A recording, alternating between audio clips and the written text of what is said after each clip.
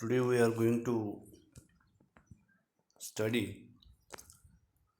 the one of the coprocessor which is used to perform the complex scientific operation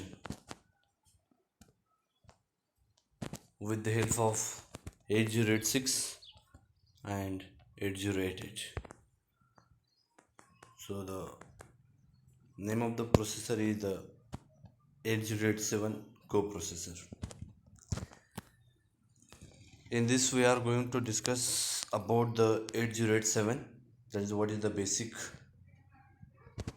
idea of the 8087. Then we are going to discuss some features. The next part is the architecture, and last one is how this coprocessor is connected to the microprocessor 8086 or 88. We start with the introduction. It was the first math core processor designed by the Intel, which is a 16-bit, and basically it is compatible to 8086 and 88. The purpose of this coprocessor is to speed up the computation involving the floating point calculation. The addition, subtraction, multiplication, division. This is not a job. The performing this arithmetic operation, it is not a job of your 8087. 8086 it can itself can perform these simple operations, but mainly this is designed for performing the floating point calculation like scientific calculation and algebraic functions. Either it may be trigonometric, and whichever give you the answer, which is a fractional part, it is a very large digits. Might be the fractional part, it is a 10 to the power either plus or minus. It might be the 32-bit or 64 bits fractional part. So basically for this purpose only this processor is designed. Due to the complex computation power, it can free up the a lot of CPU time. So due to this, it allows the CPU to focus on the all of its resources rather than performing this complex calculation. So this will increase the overall speed and performance of the entire system. That is whenever this processor is connected to the any micro uh, processor system, the overall including the coprocessor and main processor, this will increase the performance. This coprocessor introduced about the 60 new instruction which is available for the programmer. The most of the instruction set, the instructions of the 8086 and the coprocessor 8087 are same. The previous point itself I've told you that only some few 16 instruction they are introduced. So how to distinguish between the instructions of the main processor and this math coprocessor? There is only one difference, is that before starting any instruction it will add the F, that is if the coprocessor in the main program there is a floating point addition or subtraction, then it is mentioned as a F add or F sub. If only it is written as add or subtraction or multiplication, this is not performed by the coprocessor, rather than it is performed by normal simple processor, either 86 or 87. It has a different three names. It is also called as the numerical processor extension, numerical data processor, or floating point unit. This is about the coprocessor, math coprocessor 8087. Now we are going to discuss some important features of it. It is a very high performance numerical coprocessor. It supports the different three kind of data types, that is integer, float, or real, and which is ranging from 2 to 10 bytes. The processing speed is very high. It can calculate the multiplication of the 264 real numbers within a 27 microseconds and calculate the square root within a approximately 35 microseconds. It will support the calculation, floating point calculation of the IEEE standard, that is a IEEE standard 32-bit or 64-bit. It has an instruction set capable of doing the complex arithmetic and trigonometric calculation. It has a instruction queue which is identical to that of the host processor, that is a 86 or 88. That is, in advance it will fetch the instructions, 6 bytes of instruction, so that processor will not take the long time to access the instruction. So that's why it will speed up the processing capability of the coprocessor also. 8087 has a 80-bit numerical data register available for the programmer. Now next part is the architecture.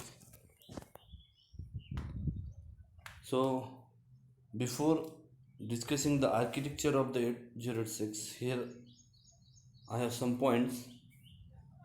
That is, we already discussed these points. It is mainly designed to perform the floating point calculation with the help of main processor or host processor, that is 8086. This coprocessor and the main processor can execute their instructions simultaneously. There is no need to wait for first complete the main processor and then coprocessor. They are performing their task simultaneously. My processor interprets and executes the normal instruction set, that is a without F instruction set, and the coprocessor interprets and execute only related to their instructions only. We already discussed this point, that is a related to prefix F. But how processor will get understand, that is now its turn is coming, that is now it's his turn, that is to perform the execution. So whenever the instruction ESC is occurs, it indicates that the coprocessor want to execute the program. So this ESC instruction is very important in the program for indicating the when coprocessor want to execute the program. So this is the block diagram of 8086 math coprocessor. It is categorized into two different units. One is the control unit and next one is the numerical execution unit. In control unit there are some blocks. So some important blocks are control word, status word, data buffer, operand queue, and these two, that is addressing and bus tracking and exception pointer. So this control word register, status word register we'll discuss in the next slides. But this exception pointer, this will points the whenever there is exceptions. Like I'm just giving one example. Whenever answer, that is a division by 0, if I divide the any number by 0, it is infinite. So this is the exception actually. So all, there are many exception cases. So these exceptions are generated with the help of, or pointed with the help of this pointer. The status register is used to indicate the different status of the controller. Next one is the numerical execution unit. It has some sort of different modules, as well as the most important part is the stack register. At a time, it is basically the different 8 positions it has, and along with it has a tag register to indicate the contents of this register tag. Previous lecture I told you that it will support the 80 bits, that is 64 and this is the 16. Total this combination of this total is 80. So it will total support the 80 bits of calculation. Some are the exponent calculation, some are the Mantresa calculation. We'll discuss in the next part. So we'll now going to discuss the module one by one. So this is actually, it is divided into two categories, that is a control unit and execution unit. Before moving forward, I want to suggest you the student that please pause the video and try to draw the block diagram first. After drawing block diagram, we'll discuss individual element inside the block one by one, so that it is very simple to understand this is the math coprocessor, how it is a work with the your host processor, that is 86 or 88. Now moving forward, first part we are going to discuss is the control unit. The main purpose of the control unit is to interface the host processor with the coprocessor with its system bus. It also synchronizes the operation of the coprocessor and the main processor. It has a three different units, that is a control word, status word and data buffer word. If the instruction ES is occurs, then coprocessor will start the execution of the program. If it is not occurs, the program is executed by the main processor only.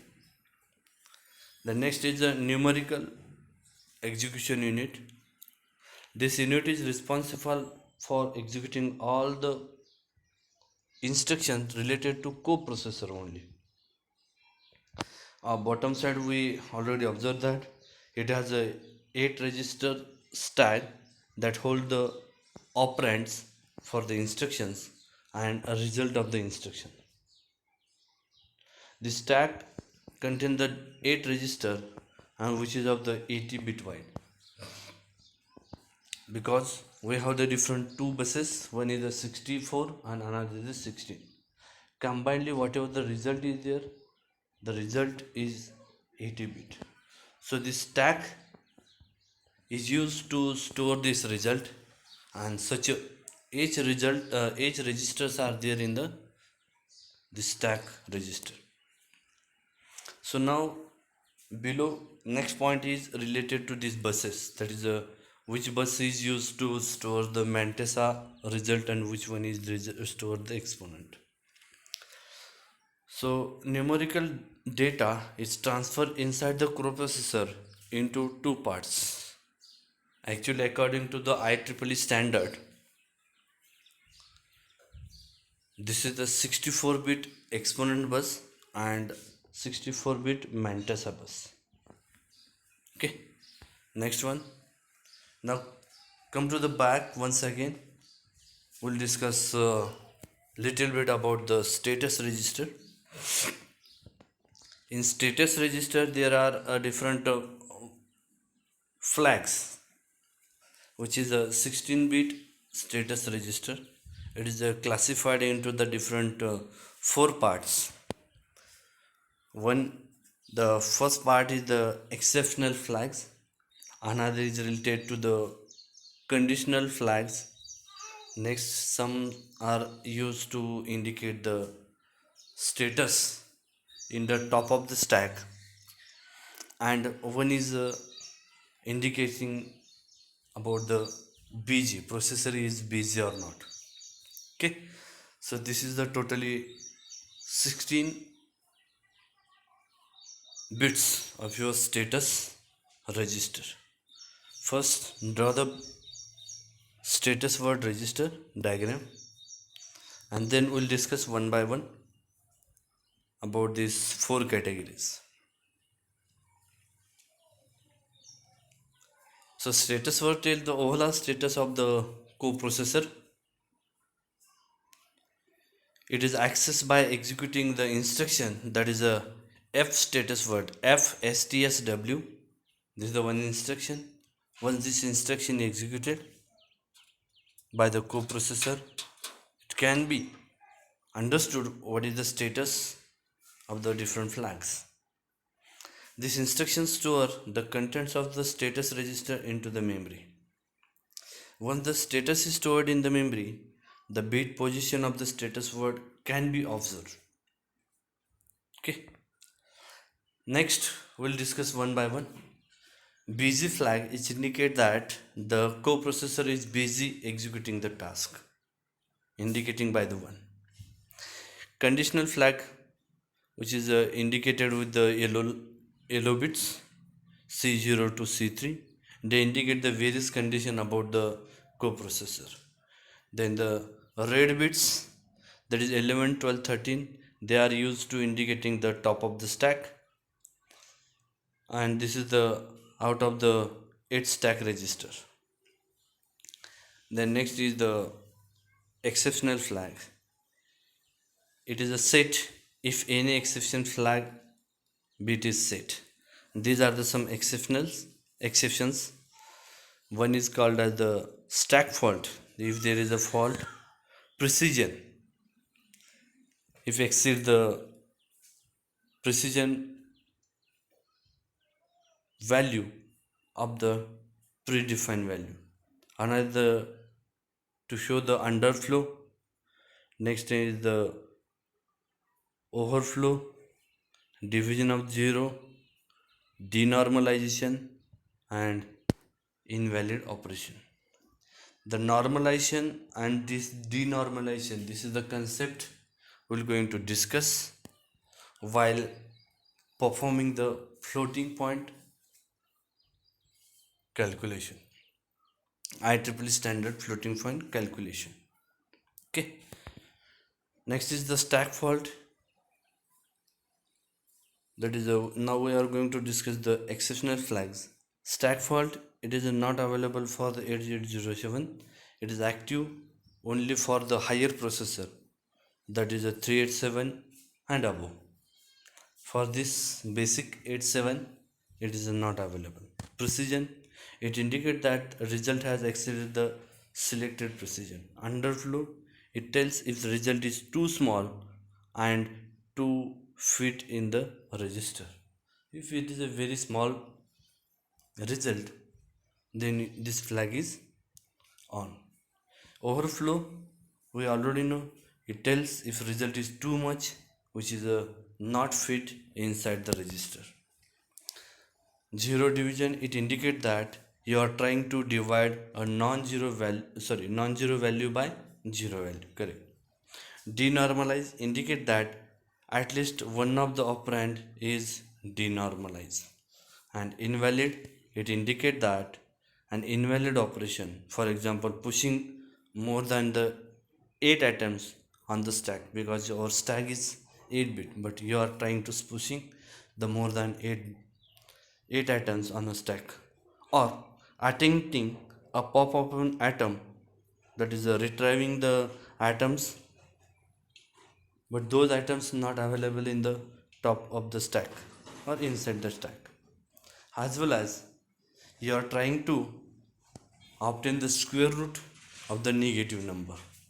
The negative number square root also not possible, so that time it will show the invalid operation. Next one is the control register. Control register again classified, it is again divided into the different four categories. Same here, exceptions mark, then precision control and rounding control. So this the black color bits shown in the diagram, they are reserved, they are not utilized by the 8087, they are the reserved for the higher versions by the Intel. Then the exceptional mark, these are the different uh, exceptions, they are used to masking and unmasking the status registers. You can observe here, these are the some bits which are same as the status registers, so they are basically used to mask and unmask. The next one is the precision control, so they will indicate the what kind of operation it going to perform, that is how much precision it is maintained, the precision of the 64 bit, 53 bit, 64 bit, or it is a reserve. Rounding control, that is a result is controlled how much rounding position, that is how many bits it has after the decimal point. 00 indicate it is the nearest or even. 01 indicate it is a down rounding. 10 indicate it is up rounding. 11 indicate it is a truncate the result. Now we'll discuss the control register control the operating mode of the 7. It is again 16 bit. It performs the rounding and precision control. It is used to do the masking and unmasking the exception bits that are corresponding to the rightmost the 6 bit of the status register. So to load this control word, we have the instruction called as the FLDCW. So with the help of this instruction we can load the control status word into the processor. Rounding control determines the type of rounding or truncating. Precision control set the precision of the result. Exception mask, it determines that whether an error affect the exception bit in the status word or not. If it is 1, then corresponding error is ignored. If it is a 0 and corresponding error occurs, then it generates an interrupt and corresponding bit in the status register is set. This is the tag register. Here we can observe the different 8 tag, but each and every tag is indicating some status of the stack register with the help of 2 bit. So basically if I observe that if we observe in the figure, one tag has a 2 bits, so this tag register is a 16-bit register. So it is a 16-bit register, and it will indicate the different contents of register in the stack. It means that if it is a any value in the tag is 00, it indicates that contents inside the stack is valid. 01, the contents inside the stack register is 0. 10 indicate these contents are invalid, and 11 indicate that the stack register is empty. This is the whole about the architecture of 8087 math coprocessor. Okay, now we are going to discuss the little bit the interfacing diagram of 8087 with the main host processor. So pause the video first and try to draw the diagram. So this is a very simple diagram. In this we already discussed that this is the main processor, this is the bus controller 8288, this is the clock generator 8259, it is a interrupt controller, and these are the some buses. So first important part is in which mode you can connect the 8086, that is the host processor, with the this math core processor. So you can connect only in the maximum mode. So maximum mode, you have the pin min oblique max bar. So min oblique max bar, whenever you have to connect the main processor to the coprocessor, then mn min oblique max bar pin is connected to 0. Then and then only it will act as a maximum mode. In the maximum mode configuration, all the status signals, that is S2, S1, S0, are connected to the bus controller, and all the control buses are generate the signal via this bus controller. Okay, next we are going to discuss the some points, that is how to make the connection of this coprocessor with the main processor. That is a multiplex address data lines are connected directly from main processor to the 87. The status lines and queue status are connected directly again processor to coprocessor. That is next is QH0 QS line may be directly connected to corresponding pin in case of 86 and 88 base system. For a request purpose, the request 0 pin of the 87 is connected to the request 1 pin of the 86 processor. So you can recall the request 1 and request 0. So in that, request 0 has highest priority. I am talking about the request pin of 86.